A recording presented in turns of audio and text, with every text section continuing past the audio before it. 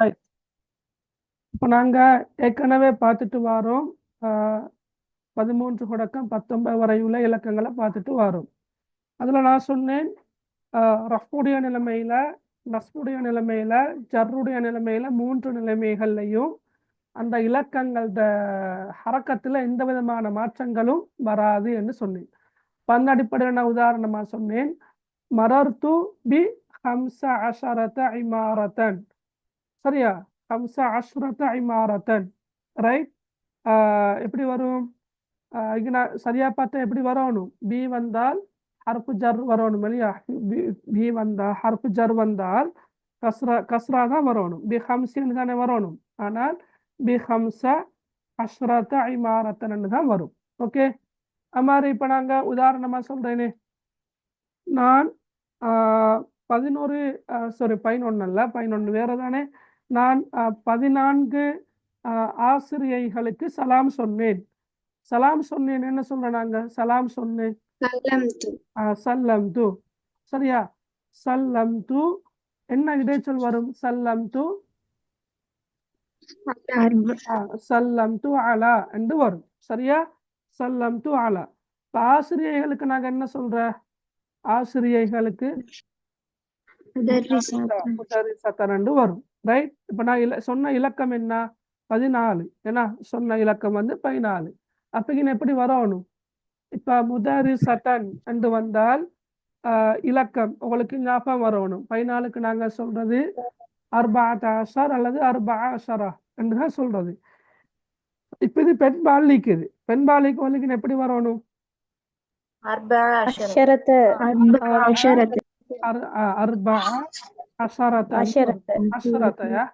அஷ்ரத்தையா. Right. Okay. அப்பல நீங்க இதை நோட் பண்ணிக்கொள்ளுங்க. என்னண்டா அஷ்ரத்ன்னு தான் உச்சரிக்கிற. அஷ்ரத். சரியா? ரைட். அதாவது இப்ப ஆண்பால வரக்குள்ள 14 என்று வரும். 14 என்று வரும். 13 14 15 16 17 18. ரைட். அதே போல 19.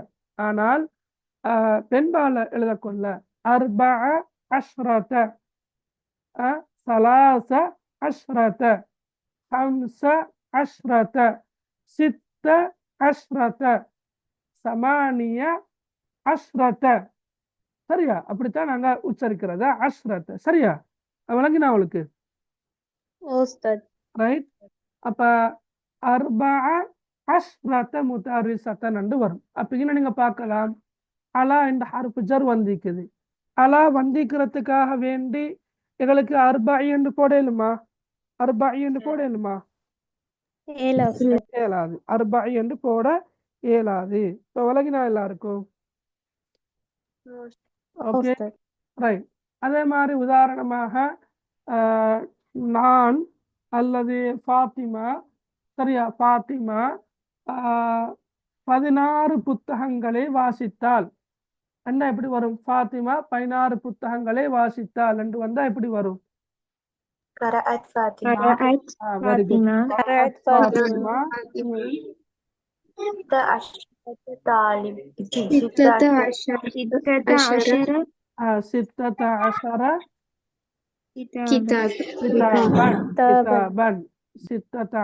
கிதாபன். ஃபாத்திமா 16 புத்தகங்களை வாசித்தாள். அப்ப கிதாபன். சரி, கிதாபன் அது முதக்கர்ல இருக்குது. எனவே அந்த இலக்கத்துடைய இரண்டாவது பகுதி முதக்கராக வந்து ஆரம்ப பகுதி முன்னஸாக வரும். சரியா? ரைட். ஓகே. அதே போல என்னிடம் 19 ரூபாய்கள் காணப்படுகின்றன. அப்ப நான் சொல்றேனே மழை என்ன என்னிடத்தில் என்று வரும். சரியா? ரூபாய்க்கு நாங்க ரூபியத்துன் என்று சொல்றோம். ரூபியத்துன் என்று சொல்றேன். அப்ப ரூபியத்தன் என்று வருமிங்க. ரைட். எத்தனை நான் சொன்னேன்? 19. 19. இப்ப சொல்லுங்க பாக்க, இங்க என்ன வரும்? இங்க என்ன வரும்? ரூபிய 19 ரூபியாக்கள் இருக்குதான்.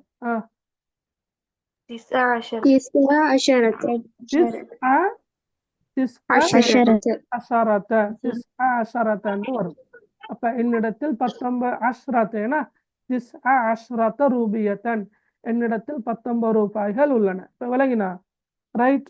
அதே போல இதோ இன்னொரு உதாரணம் சொல்றேன். ரைட். ஹலரல் ஹப்ல அதாவது விழாவுக்கு, ஹலர் என்ன சமூகம் அளித்தான், ஹலரல் ஹப்ல விழாவுக்கு சமூகம் அளித்தார்கள். எத்தனை பேர்ன்னு சொன்னா நான் சொல்றேன். சூப்பர்வைசர், சூப்பர்வைசருக்கு நாங்க என்ன சொல்றது, சூப்பர்வைசர் கண்காணிப்பாளர், மேற்பார்வையாளர், சொல்லுங்க பார்க்க. முஸ்ரிஃப். ஓகே, முஸ்ரிஃபன் நான் போடுறேன், முஸ்ரிஃபன். சரியா, முஸ்ரிஃபன்.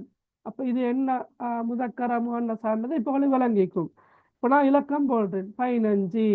இப்ப இதுக்கு என்ன வரும், சொல்லுங்க பார்க்க.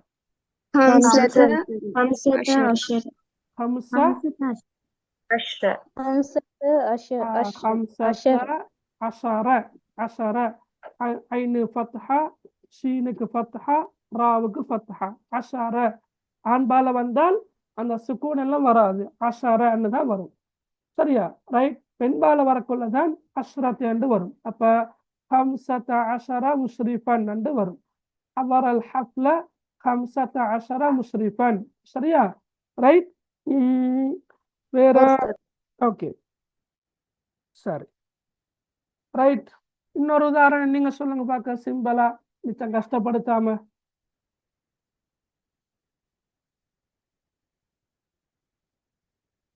சொல்லப்படாத 17 இலக்கங்களை வச்சு சொல்லுங்க பார்க்க. 17 குழந்தைகள் விளையாடினர். 17 குழந்தைகள் விளையாடினார்கள். ரைட். அப்ப என்ன விளையாடினார்கள், லைப. லைப குழந்தைகள் என்று வரக்குள்ள அல் அத்ஃபாலு.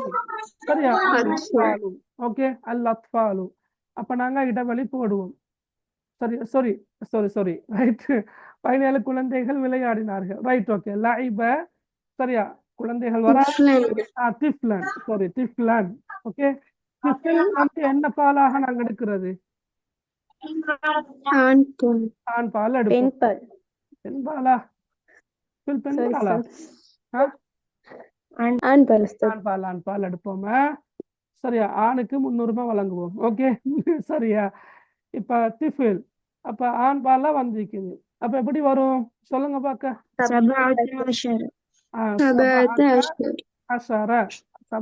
அஷர திஃப்லன் என்று வரும். லஇப சபஅத அஷர திஃப்லன். சரியா, இப்ப விளங்கினா அவளுக்கு, ரைட். அதே போல இப்ப நான் சொல்றேன், உங்களுக்கு தெரியும் இந்த சொல் ஹசல. ஹசலானா பெற்றுக்கொண்டான், என்ன ஹசலானா பெற்றுக்கொண்டான். ஹசல வந்தா அலா என்ற இடைச்சொல் வரும். என்ன பெற்றுக்கொள்றோ அதுக்கு முன்னுக்கால அலா என்ற இடைச்சொல் வரும். அப்ப நீங்க ஒரு வாக்கியம் ஒன்று சொல்லுங்க பார்க்க. ஹசலா என்றா பெற்றுக்கொண்டான், அலா என்றா அந்த ஹசலா என்ற சொல்லுக்கு வரக்கூடிய இடைச்சொல் ஹசலா அலா பெற்றுக்கொண்டான். அப்ப ஏதாவது பெற்றுக்கொள்றது முன்னுக்கால தான் அலா என்ற இடைச்சொல் வாரது. நீங்க அதுக்கேற்ற மாதிரி வாக்கியம் ஒன்று சொல்லுங்க பார்க்க.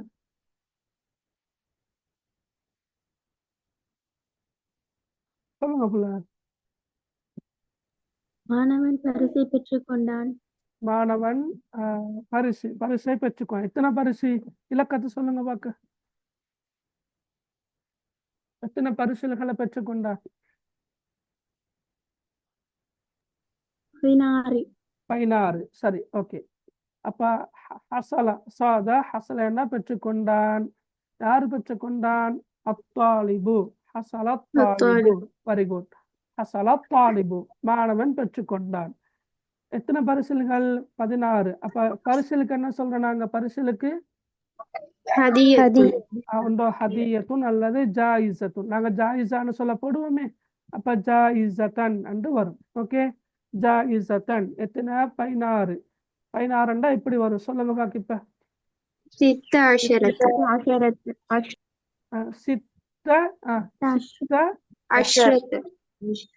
நல்லா சொல்லுங்க, சித்த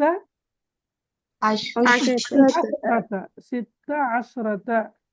சரியா, சித்த அஷ்ரத ஜாயிசத்தன் என்று வரும். சரியா, 16. சித்த அஷ்ரத ஜாயிசத்தன். ரைட், 16. இப்ப விளங்கினா அவளுக்கு, சரி.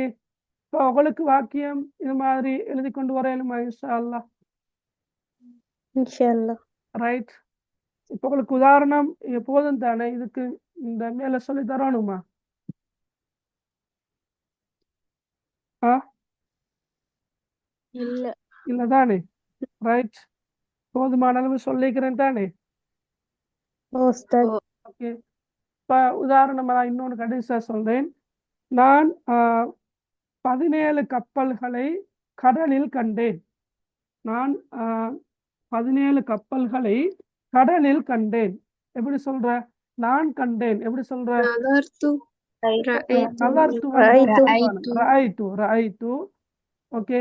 இப்ப கப்பல் 17 கப்பல்கள். அப்ப கப்பல்களுக்கு என்ன சொல்றது?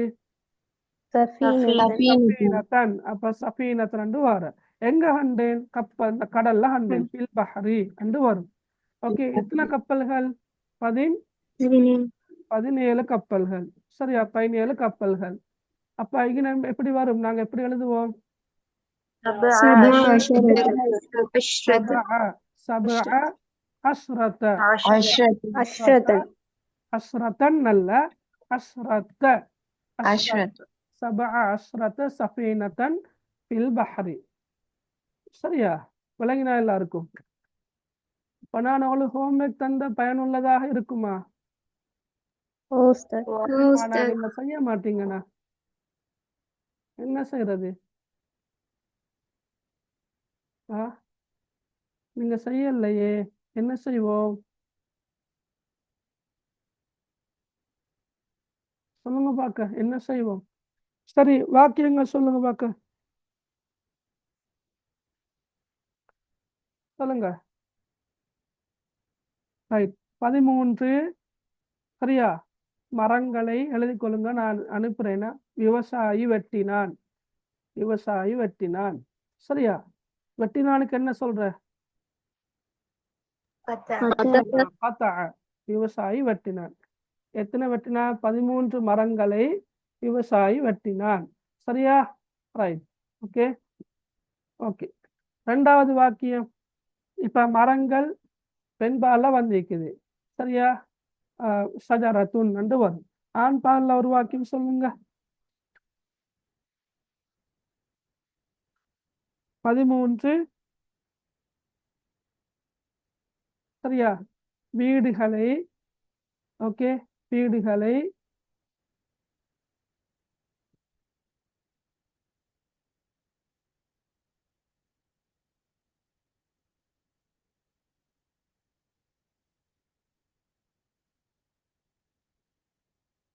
நீங்கப்பா.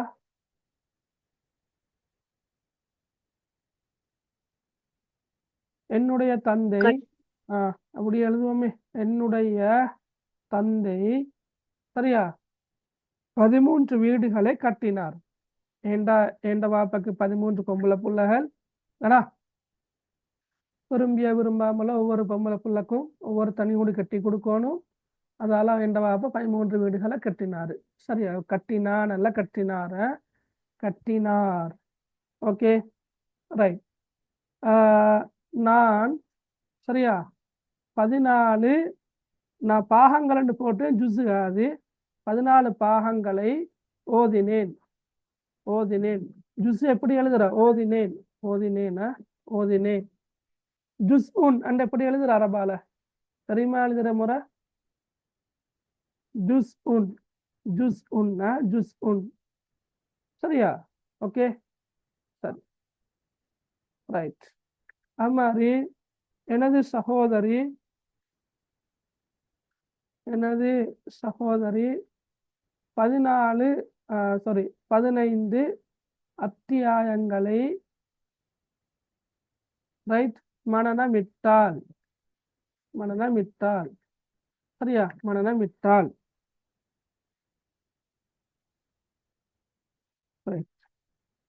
பையில் சரி, பையில் 15 பேனைகள் உள்ளன. பையில் 15 பேனைகள் உள்ளன. ரைட். ஓகே. ஆசிரியர். ஆசிரியர் 16 சஞ்சிகைகளை 16 சஞ்சிகைகளை வாங்கி வந்தார் ரைட்.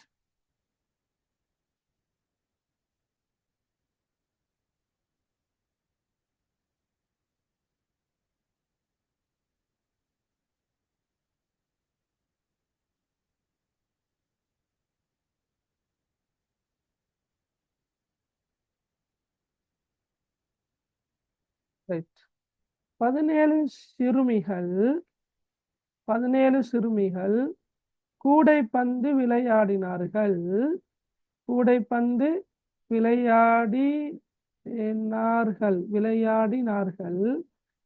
சரியா?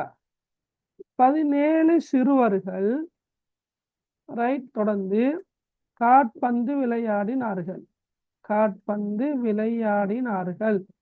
நீங்க எழுதுறீங்களா? பார்த்து கொண்டிருக்கிறீங்களா? என்ன செய்றீங்க? எழுதுறா? சரி, யார் அறியுது? ஏன்னா ரைட். ஓகே.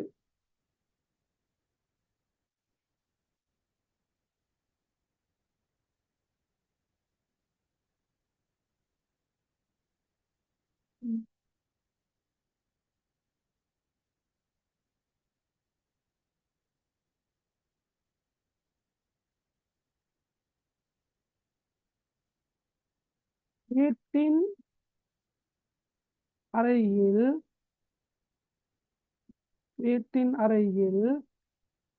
சரியா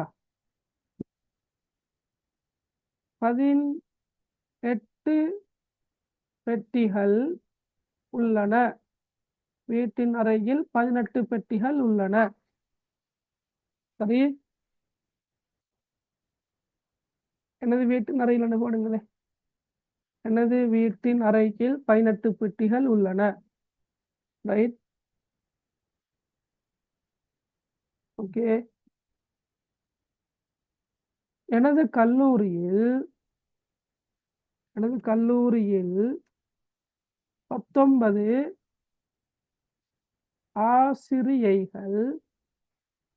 ஆசிரியைகள் இருக்கின்றார்கள். சரியா? ரைட்.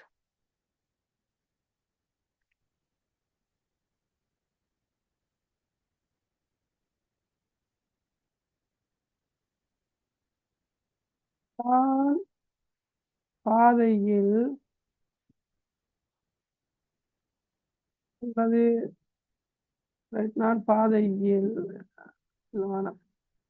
நான் சரியா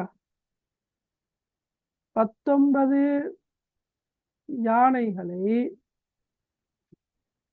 மிருகக் காட்சி சாலையில்